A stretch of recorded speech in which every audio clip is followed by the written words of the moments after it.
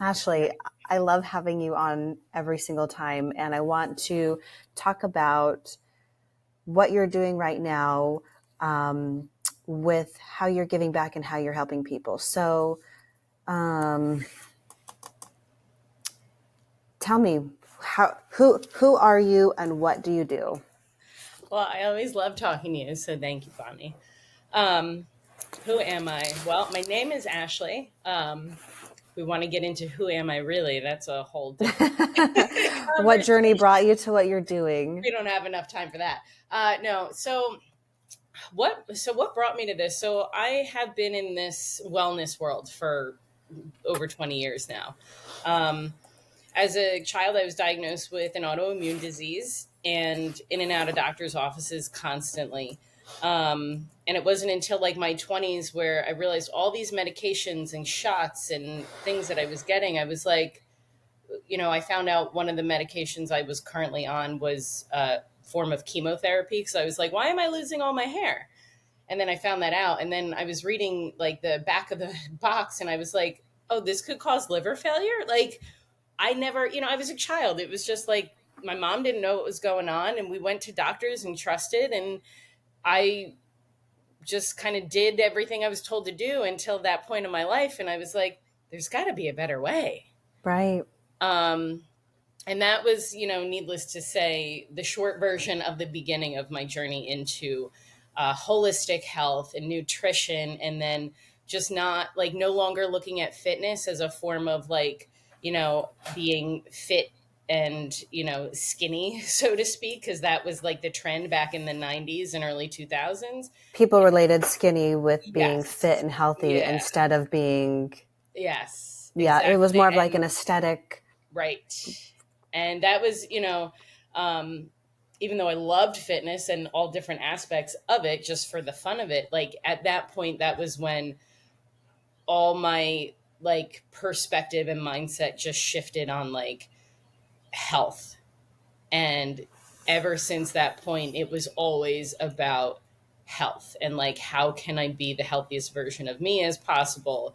Hopefully, reduce or not even need any medications, and so on and so forth. So, my journey's just been about being healthy and helping others find the healthiest version of themselves, not only for, if they have some sort of disease or something, but just to be happy. Like, when you're healthy, you're so much happier, and the little shit in life just doesn't doesn't have such a big impact as it tends to when you're not happy.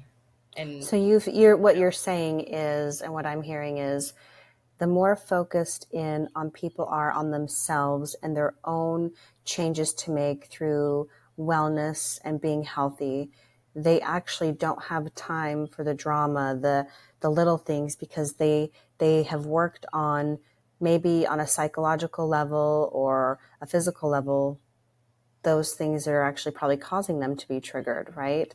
yes, yeah, and there's so many um, different avenues of depth that this can go into.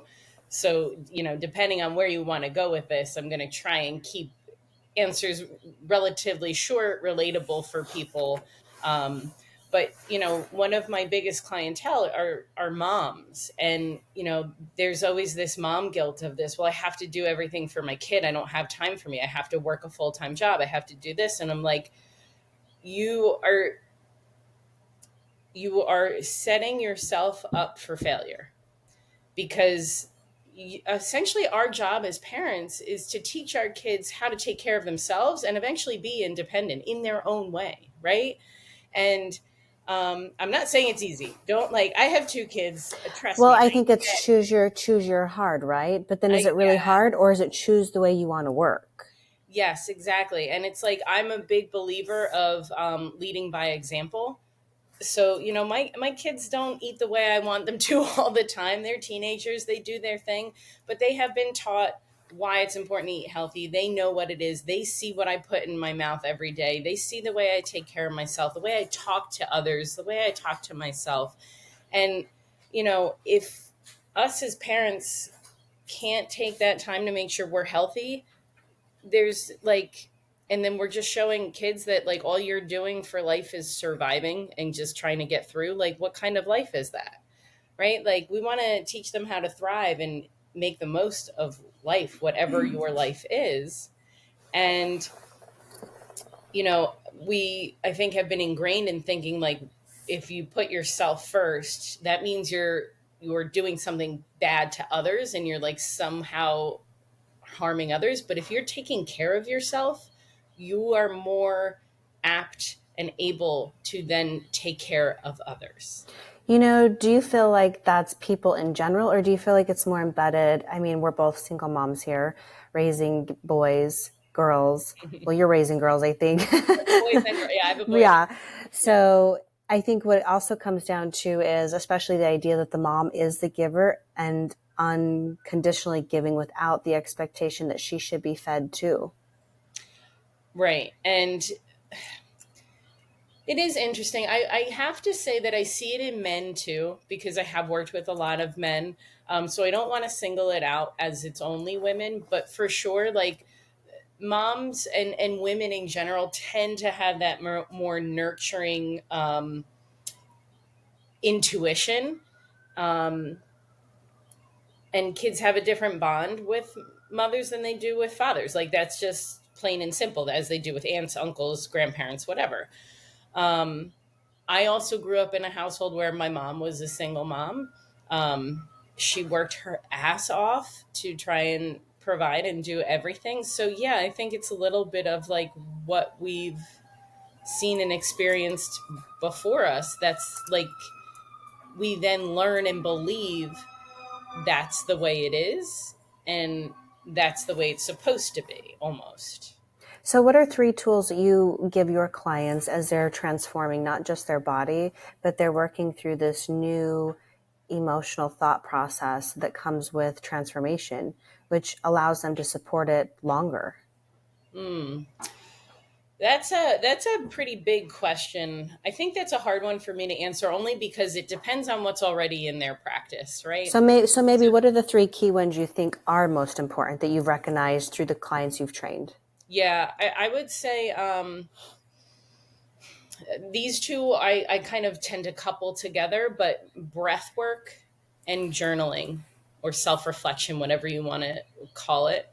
Um, that's always a big one, whether people are already doing it or not. There's always different ways to approach it, and then they can see more of themselves that they didn't realize they weren't seeing. Because awareness is, the first step to being able to take action. Um, and in part of that, so that sounds like a very superficial tool, and that's why it's like hard for me to give these short answers, because it's so much deeper than that, because then I have to teach them, when they are doing these self reflections and stuff, to not judge them. And that's a whole process in and of Isn't it. that interesting? Even if it's journaling and you're just journaling to yourself, how much self-judgment is generated just by your own personal reflection? Yeah. And again, it's something we were taught to do. I just had a conversation with somebody the other day. Like, judgment's important. We need to know that, like, uh, if we hear gunshots, we want to get down. But we also need to know that if someone's yelling at us, that we can, be like, I don't need to let this trigger me. I'm going to walk away. Like, with that, it's judgment's an interesting concept. But So how is your program structured for those who are looking to align with someone who could help them in their transformation? Are you weight training? Are you cardio? Are you yoga? Like, give us an overview of how you like to go through a discovery process with each client. mm, well, let me finish the first question and give you the Oh, two other tools first, and then I'll go back to that one, because I know I tend to kind of trail off. So journaling and breath work, that's a whole thing of managing stress, finding out about yourself, and then being able to take action. Um, I always touch on nutrition, because it's just, if you're putting crap in your body, you're going to feel crappy, right? It doesn't mean that I'm going to like immediately send you from 0 to 100. I'm going to see where you're at, and we're going to start playing with it. Um, and then I would say that the third part is this is where the tools can vary depending on what somebody's coming to me with. Usually it's some form of movement, again, because taking care of your body. But sometimes people are doing too much movement, and I'm actually going to tell them to create more stillness, maybe find something like massage, acupuncture, those sorts of tools. So that's where that can vary. And if that part is covered, somebody comes to me and they're like an athlete that takes fairly good physical care of themselves in that measure. Usually we'll touch a little bit into spirituality and their kind of relationship with the world. So, When you start to go on this discovery process with them, what would you say would be the most common problem that you see most?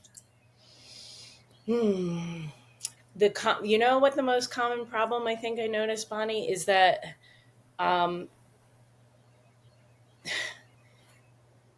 we're living in this world of stuff, and everybody thinks that the outside stuff is they either think it has control over them or they allow it to take control over them.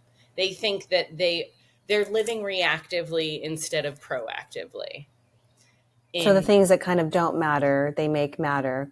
Back to like the just not even just the simple things, but maybe materialistic things.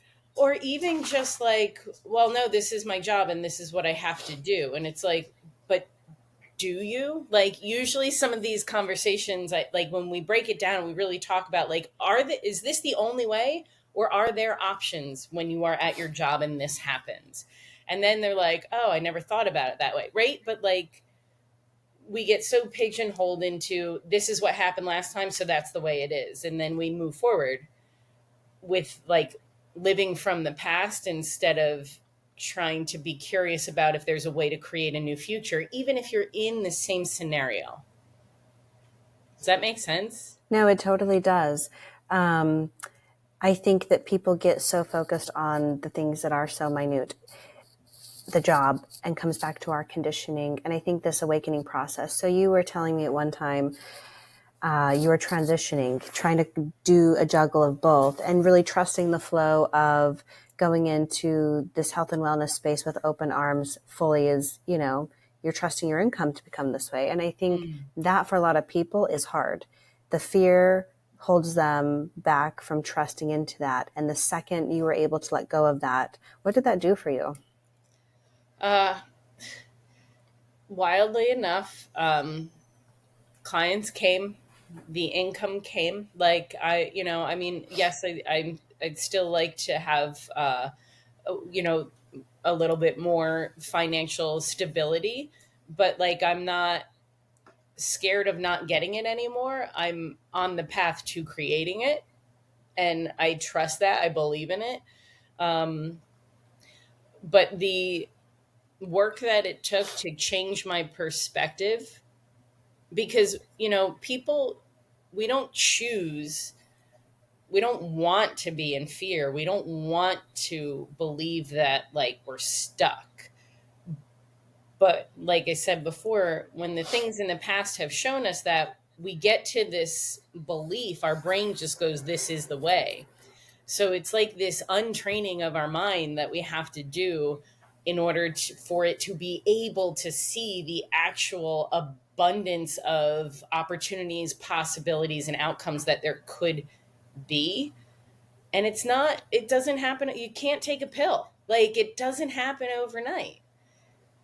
It's definitely a process, but once you learn to start recognizing the things that can help you get out of that stuck belief system, then when you see it come up in other ways in your life, you go, oh, okay, this is going to take so, like, and then it becomes like a game. You're like, you recognize where you're limiting yourself. Was there something that sparked that for you when you made that change? Um, Unfortunately, I think this is how it works for a lot of people. I was just at a point where I was like, I can't, I don't, like, I don't want to live this way anymore. I don't believe this is the way that we're meant to live, and I'm not going to take it. Like, I just was at my end point, you know? I have worked with some coaches that definitely helped me to get to the point that I'm at now. And, you know, when I say to the point that I'm at now, I'm not saying that my work is done and that I'll never be stuck again, because that's like the whole thing of life is there's new experiences and there's new challenges. And, but instead of being afraid of them and feeling like they were controlling me, kind of like I talked about, this is now what I'm recognizing in clients as they come to me. Um, I look at that as a, oh wow, this is a new opportunity that's going to show me a whole new side of myself and of life that I didn't know was possible. I just have to, it's time to do the work. I think you said it. It is work. It's not Mhm. hard, but we make it look and feel like it is hard because the idea that we actually have to change our thought process in something that we're comfortable with scares the crap out of us. Yeah. But you have grown so much since I've known you, and I love what your brand stands for, and I love what you do for your clients. I appreciate what you have done just being a friend in my life. Oh, Um, same to and I you. think, a strong woman who hasn't forgotten her value or her worth. And we need women like that to keep stepping up and to keep rising up. We need men to keep stepping up and, Yeah. um, to own their power, not in an egotistic way, but to own that when you put in the work, what you can really do. And if you trust the pieces, right? Like letting things go, Yeah. it flows to so much more of a bigger abundance. All right. So we dove into a lot of the mindset stuff. What would you say would be the most important if you were going to give a recommendation to anyone listening, how to start their wellness journey just in general? I know, right? So open. Like, what do you start with? Mhm. But like for you and your clients, what do you think would be like just the easiest thing to do? Some people say, oh, it's just start walking and then take the next step. But what have you seen to be the first step for people that has worked? I think there are so many tools out there.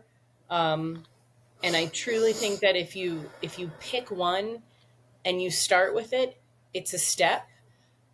But the biggest thing to remember is that it's not the be all end all. It's not going to be the thing. There is no magic pill, right? That's this life is composed of so many things. So don't become obsessed with it. Don't let it define you. Don't let it be the only thing, but start. And then just remember that you have all these other tools that you could go and choose from and then start to sprinkle in. Um, that's the mindset, I guess, that I'll say to start with. But as far as like the tools, I really do think the most important thing is that self reflection of like asking yourself, um, you know, what do I want? What do I believe in? And what am I capable of? And like you start with that, and then all of a sudden, all these other things that you allowed to be so dramatic and important and whatever become trivial because you're like, this doesn't fit in any of these. This is not what I want.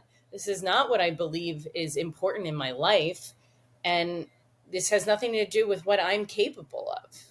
So why am I going to give it time and energy? So I really think that self reflection is the first step. It's kind of like a currency. How do you want to spend that energy? And do you want to reinvest it into yourself? That's what I heard you say. Yeah. Reinvest into yourself and do it wisely. Mm. Yeah. I just adore you. Well said. Oh, thanks. how how can people find you if they want to work with you? I'm on Instagram, AshFitBM. My website, so my company is AshFit Body and Mind. So if you look that up, you'll find me. My website is also ashfitbm.com. And yeah, you can reach out to me through the website or through Instagram. I have a link tree up there. And yeah, that's it. You guys, Ashley's one of my favorite people. So click follow and join her newsletter. She sends them out weekly, and I have benefited them from them greatly. Even though I think I know everything, I still learn something. It's just nice to hear from a different perspective, right? No, I think it really I is. You got got to to say throw a some lot of the humor in same there, right? things, but it's nice to hear everybody's words. Yeah. It totally does. And I think it creates that. Your newsletter makes me take a stop and pause in self-reflection. So thank you. Oh, thank you.